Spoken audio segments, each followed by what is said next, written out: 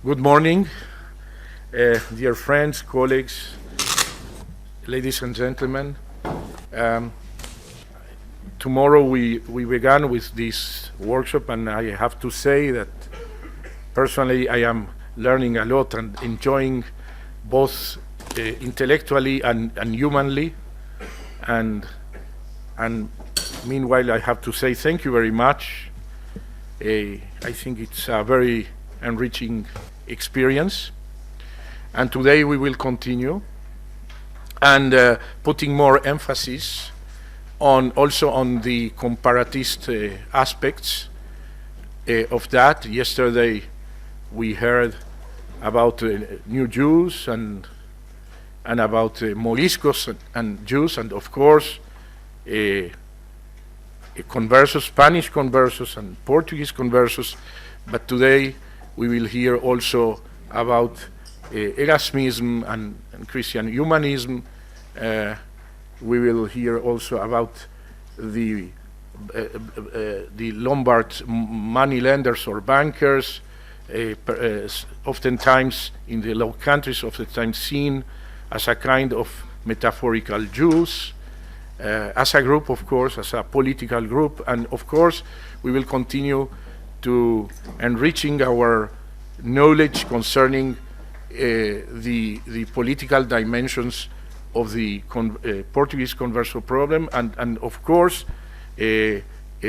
tomorrow at the end of our conference, I'd like with your help, of course, to explore different meanings of politics, what politics is, and we will debate a little more about that. And meanwhile, I am very pleased to introduce you my dear friend Roberto Bachmann.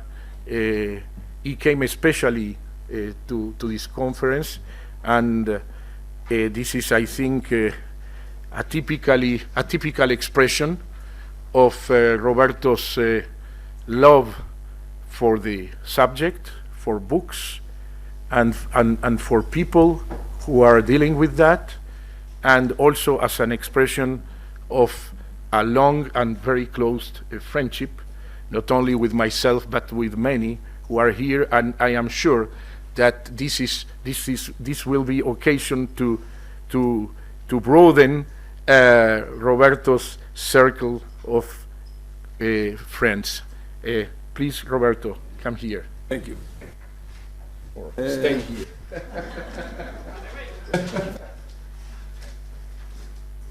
I want to greet all participants on this workshop in my name and in that of the Portuguese Association of Jewish Studies in Lisbon, APEJ, and I'm very happy to be here with you. And I was looking forward to be able to come. And so I would also like to greet the director of the Leer Museum, the Leer Jerusalem Institute, Professor Gabriel Motzkin, also Professor Cyril Aslanov, who is the head of the Mediterranean unit at the Van Leer Jerusalem Institute. And as well, of course, His Excellency, Dr. Miguel de Almeida y Souza, Ambassador of Portugal to Israel, and Mrs. Laura Oliva, Cultural Attaché of the Portuguese Embassy in Tel Aviv. As well, as well as the organizer of this organizers of this workshop, but very especially Professor Claude Stutzinski, whom I would like to thank for the invitation to participate together with so many renowned professors and researchers in this workshop, Conversos in Portugal and beyond, which theme has been over the years the subject of a series of conferences as well in Portugal, some of which even at the Association of Jewish Studies, of which I'm president. I have been occupying myself with the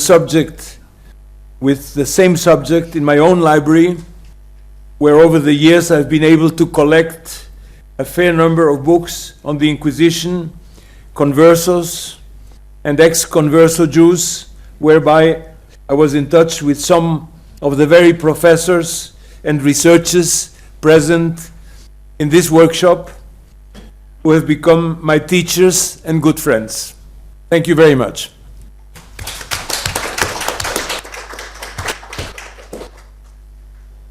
We continue now the second day of this interesting congress, very important. Now will speak Nathan Rohn, who is associated at the Department of General History at Haifa University. He completed just now a doctorate under the direction of Zur Shalev and Joseph Ziegler on Erasmus and his attitude generally to the otherness, and in particular with protest with the Muslims and Jews. Among his publications, I can remember Christian Peace of Erasmus, which is published in European Legacy on 2014. Okay, this is just a backup, so maybe I will not need it at all. Let me start with an introduction and say that this presentation or this paper that I present to you deals with the term Concordia, Christian unity, and the way it was conceptualized differently by Erasmus and by Juan Luis Vives as regards Conversos. Both of them emphasized the religious and political significance of Concordia for Christendom, yet there was a difference in the conception which I will try to show. Juan Luis Vives did not refer to his Jewish ancestry, nor did he assign more than a few casual words to Judaism, except for in his treatise De Veritate Fidei Christianae, which appeared posthumously in 1543. The treatise presents an imaginary dialogue between a Christian and a Jew, and between a Christian and a Muslim. Vives' presentation of the Jew will be discussed here, focusing on the question whether Vives' work is apologetic, aiming at blurring Vives' Converso origin and casting out doubts concerning his faith. Erasmus, Vives' mentor, was suspicious and hostile toward Marranos, as he called them. Erasmus' anti-Judaism becomes even more conspicuous when compared to Vives' evasive way with the Jew. An ideological proximity concerning Concordia, a key term in Erasmus and Vives' mind, did exist between the two, proximity yet not identity. In Erasmus' mind, expressed throughout his writing, Marranos were half Jews, half Christians, and a threat to Christianity. Erasmus held that view against other converts as well, and particularly expressed it in his letters during the Reuchlin affair. He warned against baptizing Jews. They remain Jews in their essence and therefore were a source for bad Christians.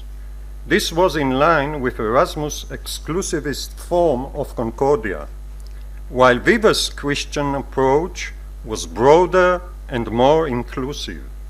Vives' Christian way was more theocentric than Catholic, as it is implied in De Veritate Fidei Christianae.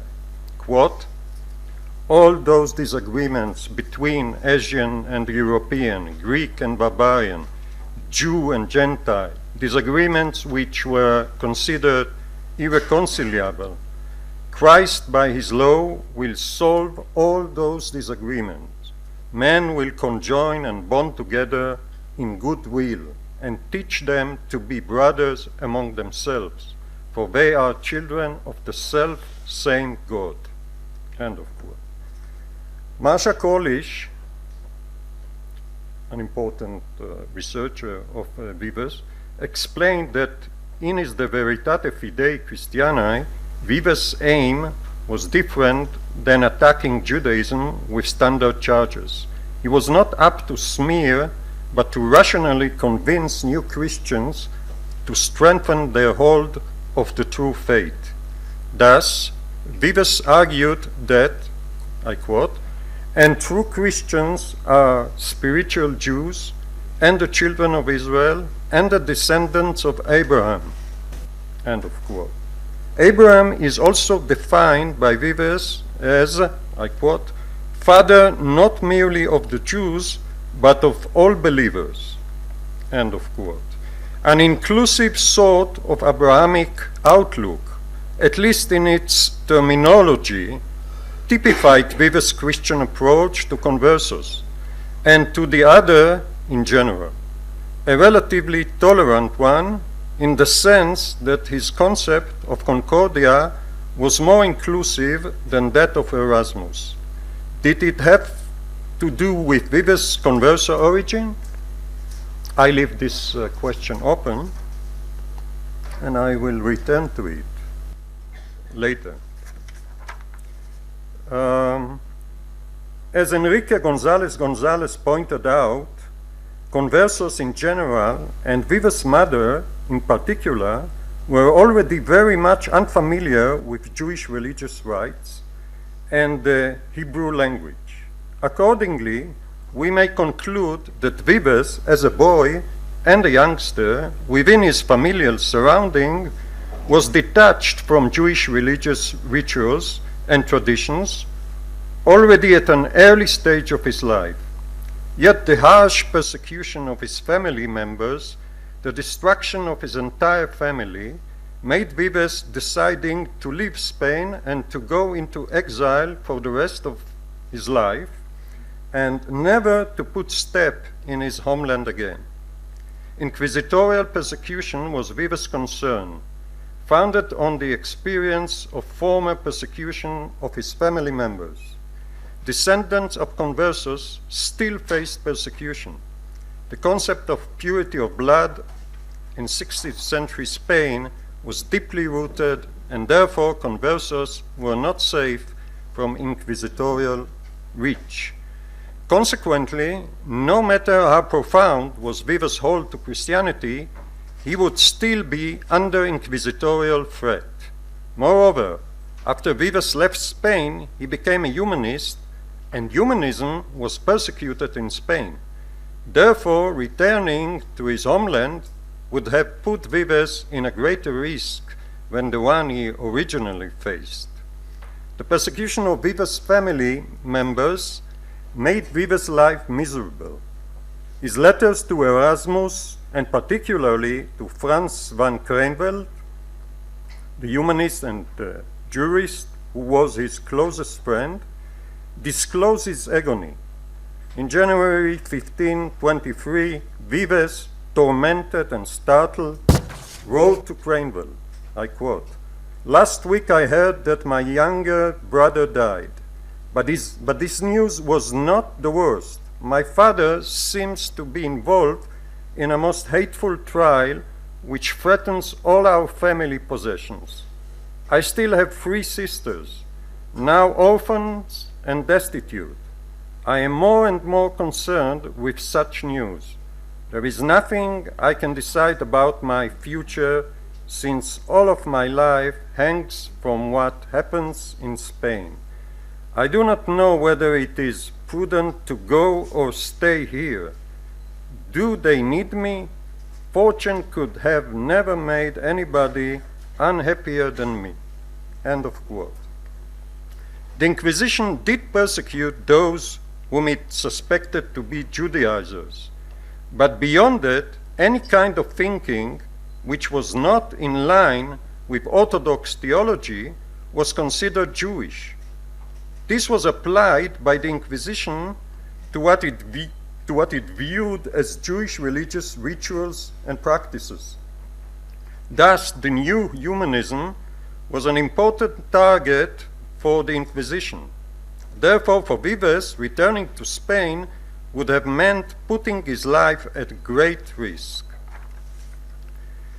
The Veritate Fidei Christianae, Vives' treatise, was the only one to deal directly with Judaism. The main target audience of that treatise was most probably Moriscos and Conversos, and it aimed at strengthening their hold of Christianity and making them pass from nominal Christianity to a full Christian commitment.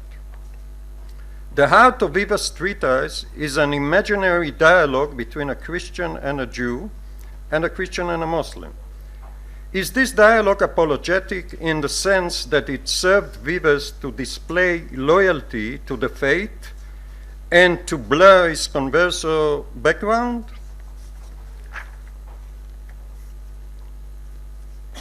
According to Vives, pagans are easier to deal with than Jews. And unlike Jews and Saracens, pagans are endowed with quite remarkable qualities. Vives also denounce, I quote, the deeds that are done in the New World by our people, who do not consider the Indians as human beings. To that injustice I intend to dedicate another work, he wrote. Vives praised the Indians' love of peace, which was in total contrast with Europeans' immoral way of life, despite their superiority in the spheres of culture and religion. According to Edward George, another important researcher of Vives, Vives in his works and in his letters made constant efforts to prove his Christian fidelity, primarily by not referring to Judaism or Jews, let alone his converso origin. Vives' reaction to the burning of Jewish books is supposedly demonstrative of that attitude. In a letter of December 1520 to Kraenveld, Vives wrote, I quote, "I know which way to direct myself, what I shall believe. The apostles will instruct me. I will have the best mentors, the disciples of the eternal teacher. What does it matter to Vives if the books of the Jews are to be burned? I neither possess, nor read, nor care about the books of the Jews. Likewise, what the princely rule of the Pope, or whether it springs from human or divine right, mean to me? I am not the Pope. I don't want to be the Pope, and I don't ever want to have any business with him." End of quote. Vives goes on to specify a considerable list of subjects he would be willing to discuss with Kraenveld, such as literature, Greek, Latinity, etc. He rejects and would not discuss certain issues such as Luther's plots, the Reuchlin affair, the Pope, and the Jews. Thus, Vives was very careful not to deal with or refer to Judaism or Jews, both in his works and in his personal letters. Edward George is right in his conclusion that Vives self-concealed himself in his letters and lowered his public profile. But is George right in interpreting Vives' reaction to the burning of the books as an expression of hatred toward Jews? I doubt it. Vives had different fields of interests, and Jews were for him a sensitive and risky issue to elaborate on. Hatred should not be concluded from his reaction. In that respect, it should be pointed out that Vives avoided getting involved in Christian polemical debates and writing, debates and writing, as opposed to Erasmus, and traditionally avoided theology, fearing the pitfalls that would await him in that field. Not hatred toward Judaism played a role here, rather a disregard which stemmed out of an intentional will to stay mute on the Jewish issue. In the following lines, I will elaborate on Erasmus' harsh assertion regarding Spanish Jews and Marranos.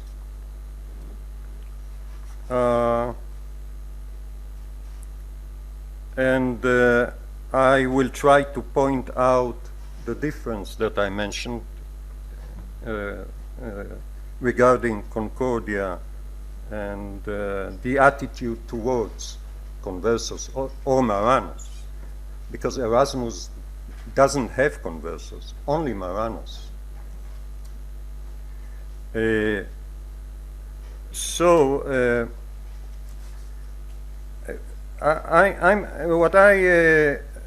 What I'm trying to show is that Shimon Markish, who wrote about Erasmus and the Jews in a very well-known book, he underestimated and sought to try to belittle Erasmus' harsh assertions on Judaism and Jews.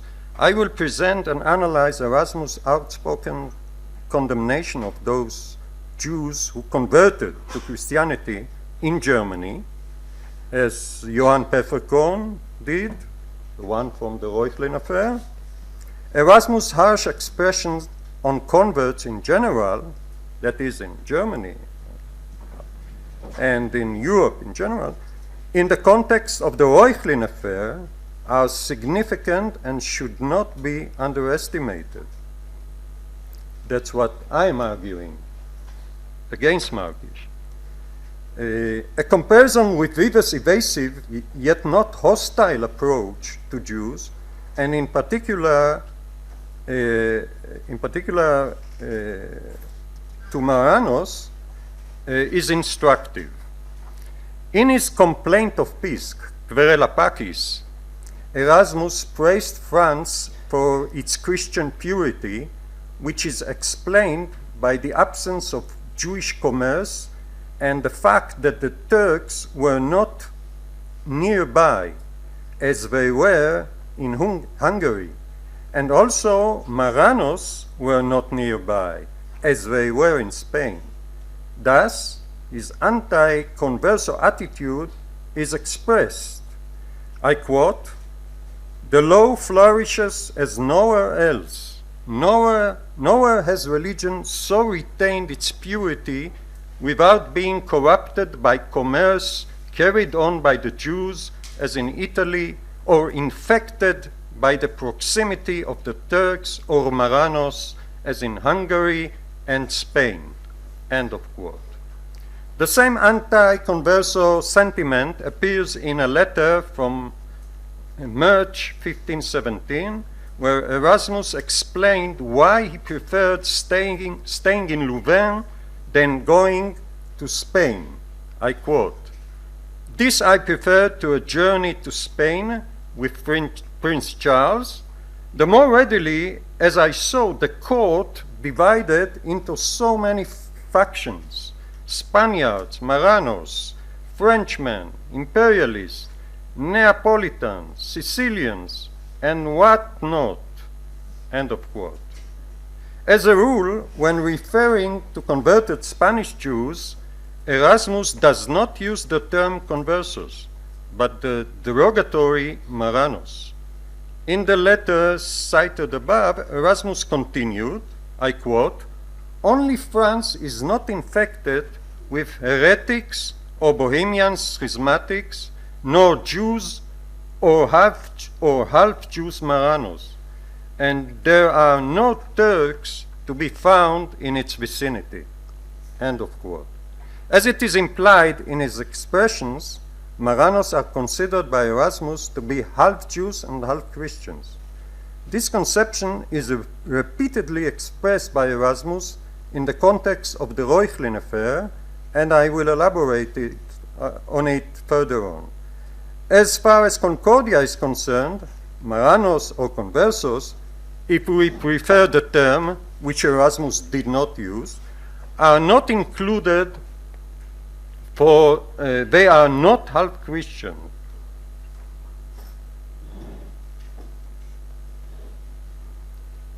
Furthermore, Erasmus is acknowledging here the expulsion of the Jews of France, which was decreed a few times during the Middle Ages. France was for Erasmus the model for a pure Christian country, a state in which Christianity reached its peak and perfection. There was no explicit call from Erasmus to expel Jews, but there was a posteriori justification of the expulsion of the Jews. Christian unity or Concordia should prevail not only in France, but throughout Europe. This was Erasmus' conception of Concordia, which excluded Marranos and those who converted from Judaism in general. And it is reflected in many other expressions of Erasmus, which I will refer to later on. Another letter of March 1518 to Wolfgang Faber-Capito, a colleague and humanist, includes harsh condemnations of Jews in general and of Marranos in particular, without referring to them directly. I quote, "I see them as a nation full of the most tedious fabrications, who spread a kind of fog over everything, Talmud, Kabbalah, a tetragrammaton, gates of light, words, words, words. I would rather have Christ mixed up with Scotus than with that rubbish of theirs. Italy is full of Jews. In Spain there are hardly any Christians. I fear this may give that pestilence that was long ago suppressed a chance to rear its ugly head." End of quote. The implication is that Spain is full with threatening Marranos. Erasmus is clearly expressing his regret that the expulsion of the Jews, which took place some 25 years prior to his letter, had failed. Marranos, the Jewish pest, spread throughout Spain and Europe. In a series of letters written during November 1517, in the context of the Reuchlin affair, Erasmus repeatedly condemned the convert Johann Pfefferkorn, and while doing so also expressed his principled views on Jews who converted to Christianity.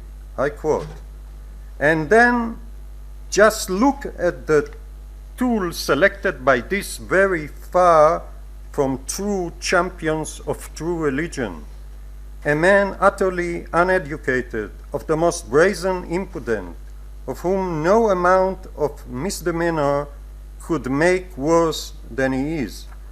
I would not cast the words half a Jew in his teeth if he did not behave like a Jew and a half." End of quote.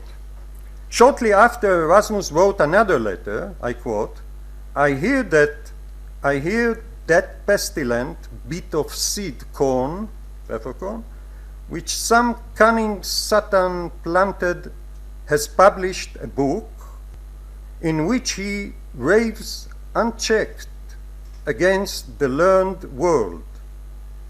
I wish he were an entire Jew. Better still if the removal of his foreskin had been followed by the loss of his tongue and both hands.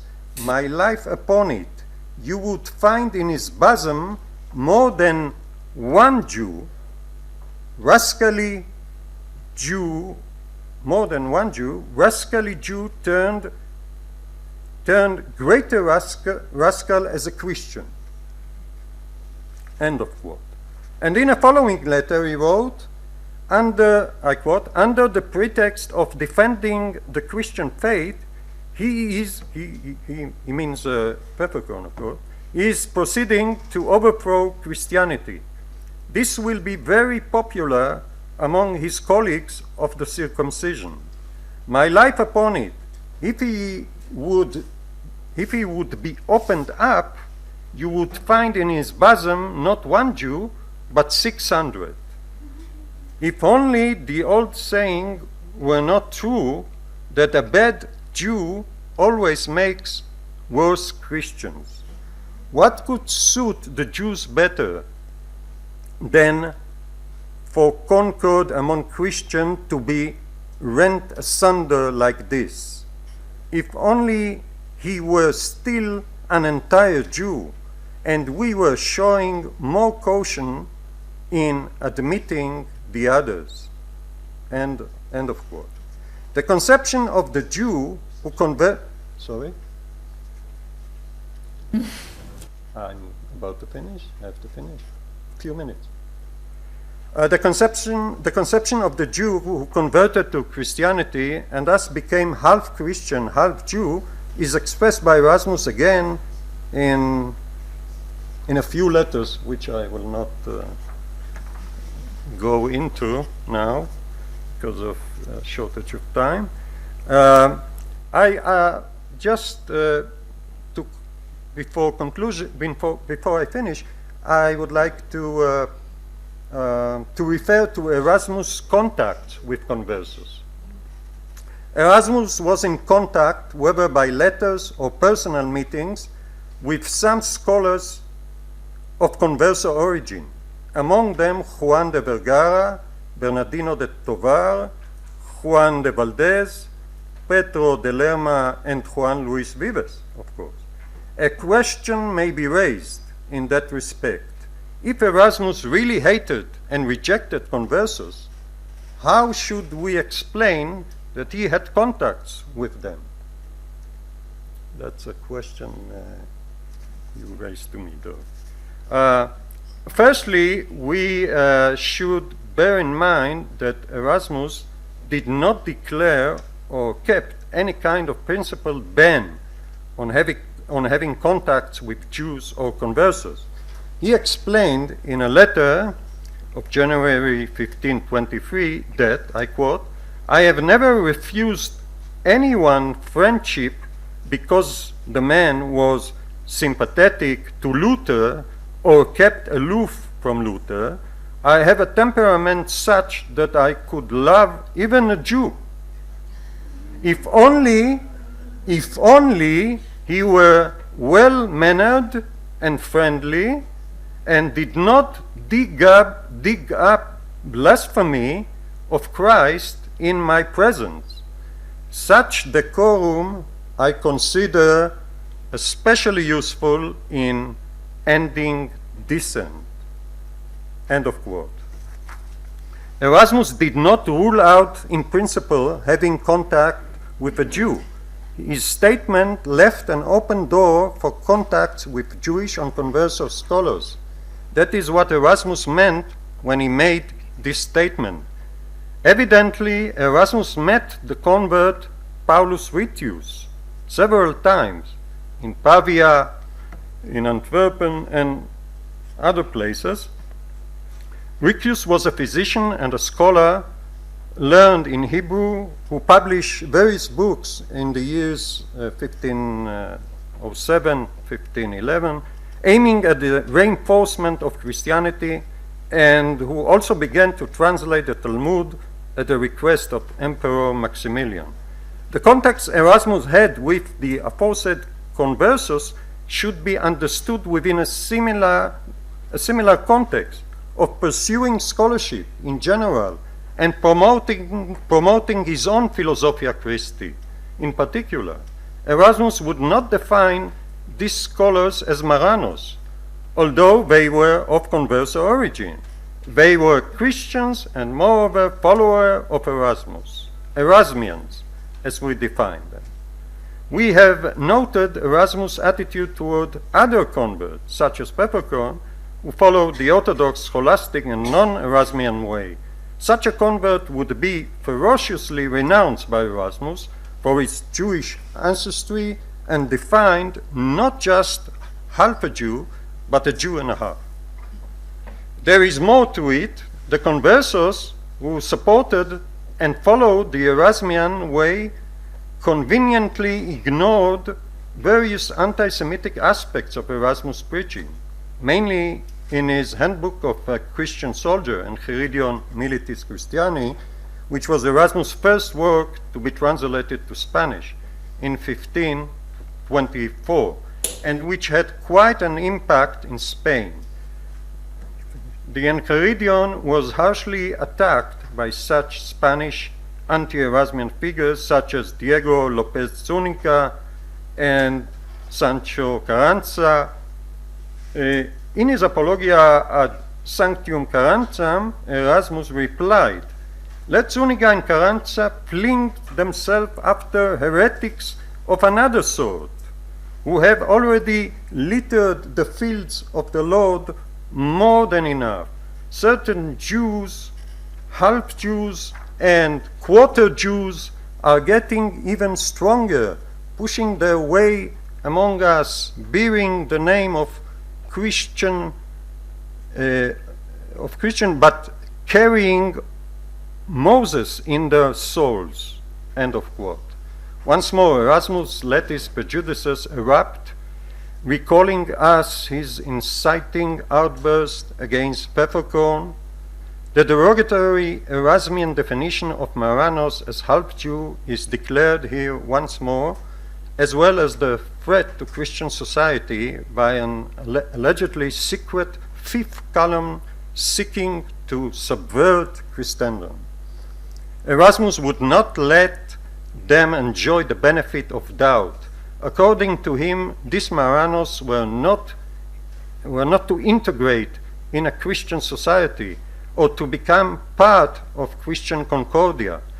For the great Dutchman who won our deep respect due to his Philosophia Christi and allegedly plea for peace and tolerance, Marranos were not doubtful believers, but traitors of the faith, heretics that should not be tolerated. Do I have 2 minutes more? No. Because I have my conclusions in order to specify. 1 minute? Thank you. Erasmus did not use, my conclusion. Erasmus did not use the term conversos. He used Marranos, which he defined as half Jews, half Christians. The connotation of Marranos, or the context in which it was mentioned by Erasmus, was always one of contempt and derogation. Valdez, Vergara, and other Erasmian conversos who were in contact with Erasmus were not considered nor related to as of converso origin. For Erasmus, they were Christians. Furthermore, they were Erasmians, adhering essential elements of Erasmus' Philosophia Christi, and therefore by all means not referred to as Marranos or descendants of Marranos. This derogatory term was reserved by Erasmus to converts of lower social status, personally unknown to him, and by no means to scholars adhering Erasmian Philosophia Christi. In the Reuchlin affair, Erasmus expressed himself not just against Peppercorn in person, but against Jews and converted Jews in general.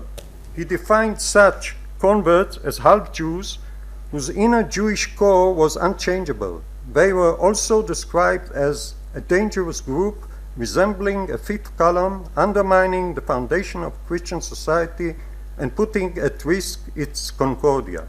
Erasmus expressed more than once in his outbursts against Peppercorn the notion that regardless of their conversion to Christianity, in their inner core, Jews remain Jews. Therefore, they are not entitled to join and enjoy Concordia. the Jew is unable to transform his essence, and therefore a Jew could get as far as becoming half-Christian, and as such a source for bad Christian. Concordia would not embrace him. These outlines of Erasmus' mind are in line with Heiko Obermann's famous important conclusion. Yes, last paragraph. With Heiko Obermann's conclusion concerning the roots of anti-Semitism, I quote, "The fatal shift from anti-Jewish sentiment to a racial anti-Semitism can already clearly be discerned when, in the later Middle Ages, the cleansing waters of baptism are no longer believed to purify the sinful Jew." End of quote. Vives demonstrated a more tolerant approach toward conversos. I'm about to end. He never used the term Marranos, nor has he written anything to denounce them.